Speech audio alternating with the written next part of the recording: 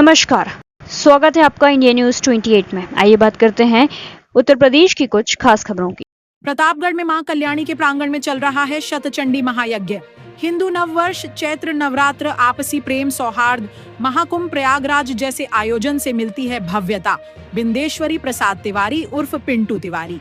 प्रतापगढ़ शिक्षा संस्कार संस्कृति हिंदू नववर्ष, चैत्र नवरात्र मां कल्याणी के प्रांगण में चल रही है। शतचंडी महायज्ञ यज्ञ क्षेत्र में अमन चयन कायम रहे, इसी कारण से समय समय पर होते हैं ऐसे आयोजन। प्रतापगढ़ जिला ब्यूरो अवनीश कुमार मिश्रा की रिपोर्ट। भैया बताएं आप, प्रयागराज कुंभ नगरी के बाद आज हिंदू नववर्ष है।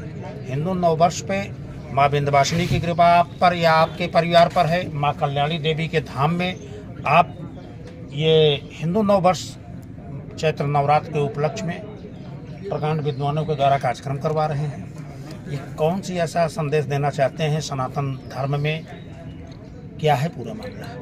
देखिए, सनातन धर्म में मैं हिंदू नववर्ष के अवसर पर सारे हिंदू भाइयों को नए वर्ष की शुरुआत का धन्यवाद देना चाहता हूं और मैं मां विंध्यवासिनी से प्रार्थना करना चाहता हूं कि हमारा देश गंगा जमुनी की एकता पर चलता रहे, शांति बनी रहे, देश का विकास होता रहे।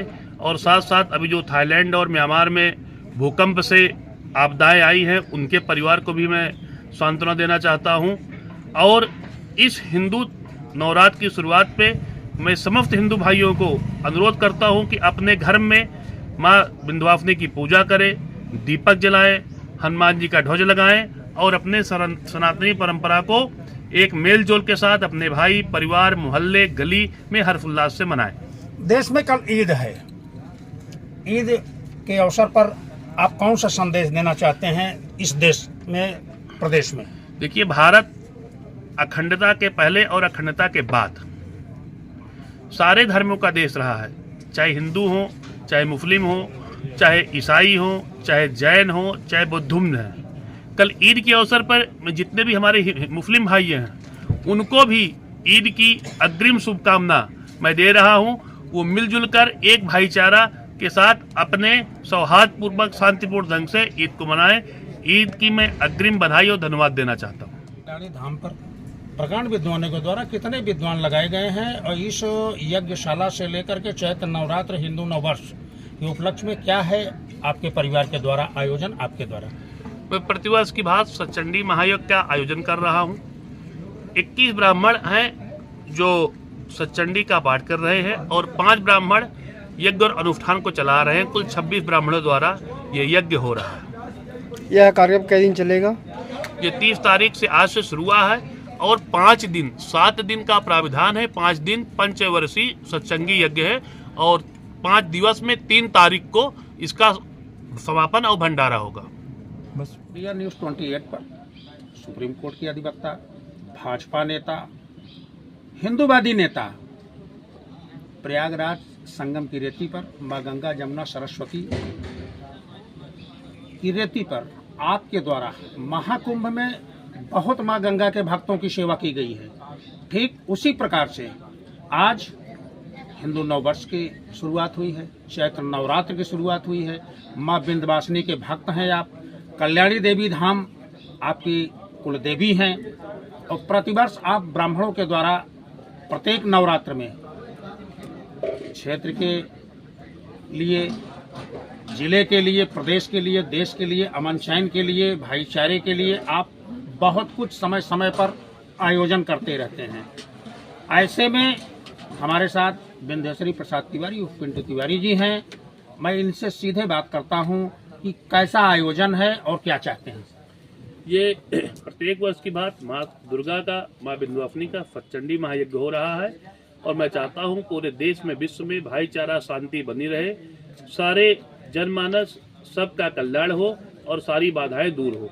इसके साथ साथ संसार का, देश का विकास हो, सब में भाईचारा और सौहार्द बना रहे। एक बात और आती है, अभी तक आप जो है अब शिक्षा के क्षेत्र में आपका परिवार, आपकी धर्मपत्नी और आप के द्वारा एक बॉयज एंड गर्ल्स कॉलेज की स्थापना की जा रही है और ये प्रतापगढ़ जनपद का ऐतिहासिक कॉलेज आप बना रहे हैं और इसमें जितनी समानता बेटियों की है उतनी ही समानता आपने जो है बच्चों के लिए रखा है। तो शिक्षा का अधिकार सरकार भी मानती है, सबको शिक्षित होना है और शिक्षा से ही देश का विकास होता है, परिवार का विकास होता है, बेटियों का विकास होता है। बेटियां कहीं कम नहीं है किसी मामले में। तो आपके यहाँ गरीब बच्चों के लिए क्या रूपरेखा है? क्या आपके इस कॉलेज में गरीबों के भी बच्चे शिक्षा ग्रहण करेंगे? इस पे थोड़ा सा आप प्रकाश डालिए इस विद्यालय के बारे में। देखिए, boys and girls school and college की स्थापना मैंने इसलिए किया है कि मैं एक गांव से किसान के पुत्र के रूप में था और यही ग्राम विकास इंटरमीडिएट कॉलेज में पढ़ा और हमारे गुरुजनों ने मुझे शिक्षा दी। यहाँ से प्रयाग गया, प्रयाग से दिल्ली गया, माननीय सर्वोच्च न्यायालय, उच्च न्यायालय में मैं वकालत किया। लेकिन मैंने देखा कि हमारे पूरे मानधाता क्षेत्र में देश लेवल का, प्रदेश लेवल का, जिला लेवल का कोई अच्छा स्कूल नहीं है। इस स्कूल की स्थापना का मूल उद्देश्य हमारे यहाँ चाहे रिक्शा चालक हो, चाहे गाय चराने वाला हो, चाहे बकरे चराने वाला हो, चाहे भट्ठा मजदूर हो, चाहे हर जाति, हर धर्म, हर समाज से जितने लोग हों, सारे बच्चों को प्रयागराज और लखनऊ जैसी शिक्षा मिले। और मैं अपने इस स्कूल में swimming pool, sport, rifle shooting, सारी व्यवस्थाएं और सारे लैब दे रहा हूं। जो भारत के सबसे अच्छे स्कूल में होगा वो आपको अपने गांव में मिलेगा। ये थे हमारे साथ हिंदूवादी नेता। इनकी सोच को देखिए आप। इंडिया न्यूज़ 28 पर इन्होंने क्या कहा है कि गरीब का बच्चा से लेकर के जो भी उस मेरे कॉलेज में आएगा, बॉयज एंड गर्ल्स कॉलेज में, उसकी सेवा होगी। और इतना ही नहीं, दिल्ली और लखनऊ स्तर की शिक्षा आपके कॉलेज में मिलेगी। Avnish Kumar Mishra, India News 28, Pratapgarh. College की स्थापना तो आपकी बहुत अच्छी है जो आपने बताया है। इसमें जैसा आए दिन सुना जाता है कि हर बच्चे नहीं पढ़ सकते हैं, तो इस महंगाई के दौर में आपके यहाँ प्रति छात्र छात्रा क्या फीस निर्धारित आपने किया है? देखिए, मैंने किसान की दृष्टि से, किसान के पुत्र होने की दृष्टि से मैंने बहुत नज़दीक से देखा, तो तमाम फीस की कठिनाइयाँ आती है।